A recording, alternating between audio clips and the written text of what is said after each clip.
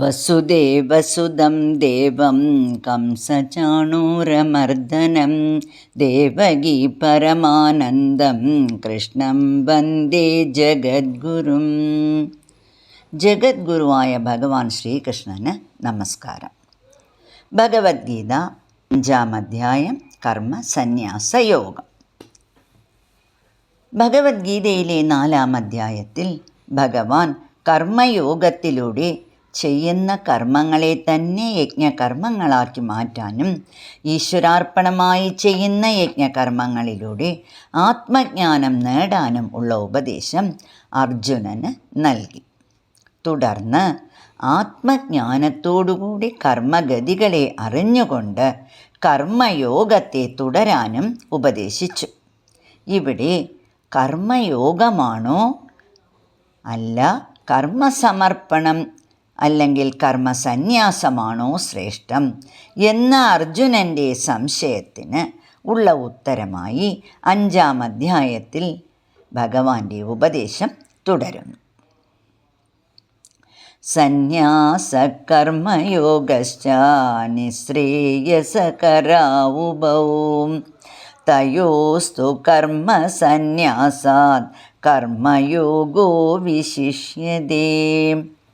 കർമ്മയോഗവും കർമ്മസന്യാസവും മോക്ഷത്തിനുള്ള മാർഗമാണ്. മനുഷ്യജന്മത്തിൻ്റെ ഉദ്ദേശം മോക്ഷമാണ്. ഈ 2 മാർഗങ്ങളിലും വെച്ച് കർമ്മയോഗമാണ് ശ്രേഷ്ഠം എന്ന് ഭഗവാൻ ഉപദേശിക്കുന്നു. കാരണം കർമ്മയോഗത്തിലൂടെ മാത്രമേ സന്യാസത്തിൽ എത്തിച്ചേരാൻ സാധിക്കുകയുള്ളൂ. തുടർന്ന് ഭഗവാന്റെ ഉപദേശങ്ങൾ കേൾക്കാം.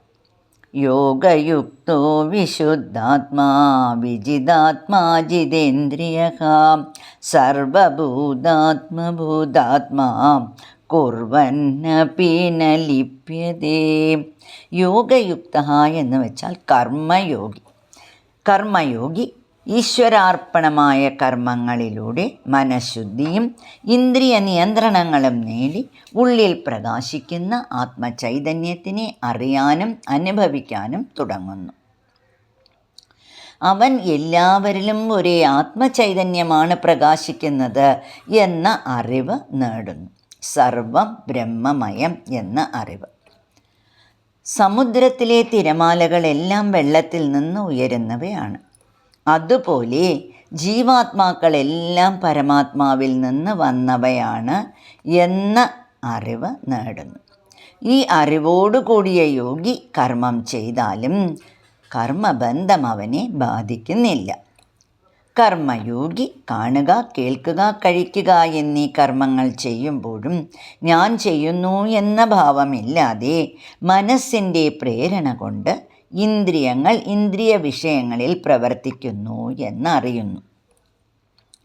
അതായത് കണ്ണ് കാഴ്ചകളിലും കാത് ശബ്ദങ്ങളിലും നാവ് രസത്തിലും പ്രവർത്തിക്കുന്നു എന്ന അറിവ്. ബ്രഹ്മണ്യാധായ കർമാണി സംഗം ത്യക്ത്വാ കരോതി യഃ ലിപ്യതേന സ പാപേന പത്മപത്രം ഇവാംബസാ.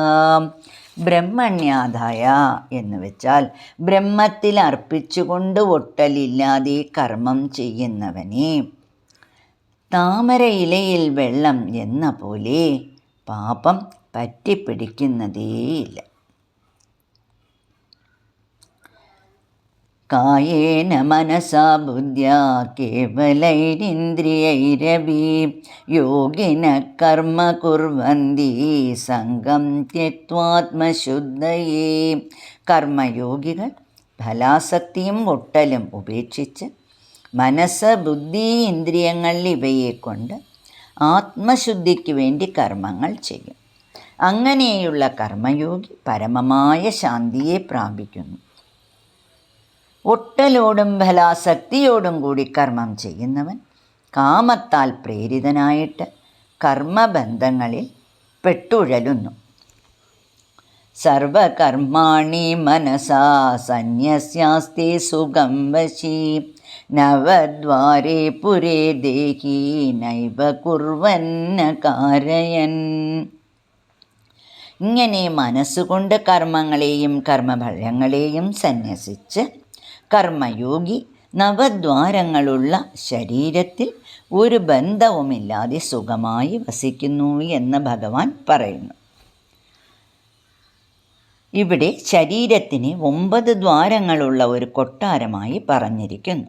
9 ദ്വാരങ്ങൾ, ശരീരത്തിലെ 9 ദ്വാരങ്ങൾ: 2 കണ്ണ്, 2 ചെവികൾ, 2 നാസാദ്വാരങ്ങൾ, വായ, മലമൂത്ര വിസർജ്യ ദ്വാരങ്ങൾ ഇവയാണ്. ഈ കോട്ടയിലെ രാജാവിനെ പോലെയാണ്, അല്ലെങ്കിൽ ഈ കൊട്ടാരത്തിലെ രാജാവിനെ പോലെയാണ് ജീവാത്മാവ്. രാജാവിൻ്റെ ആജ്ഞകൾക്കനുസരിച്ച് മന്ത്രിമാർ പ്രവർത്തിക്കുന്നത് പോലെ ജീവാത്മാവിൻ്റെ പ്രേരണയാൽ മനസ്സും ബുദ്ധിയും ഇന്ദ്രിയങ്ങളും പ്രവർത്തിക്കുന്നു. ജീവാത്മാവ് ഒട്ടലില്ലാതെ ഇന്ദ്രിയ മനോബുദ്ധികളുടെ പ്രവർത്തികളെ വീക്ഷിച്ചുകൊണ്ട് ശരീരത്തിനുള്ളിൽ സാക്ഷിയായി പ്രകാശിക്കുന്നു.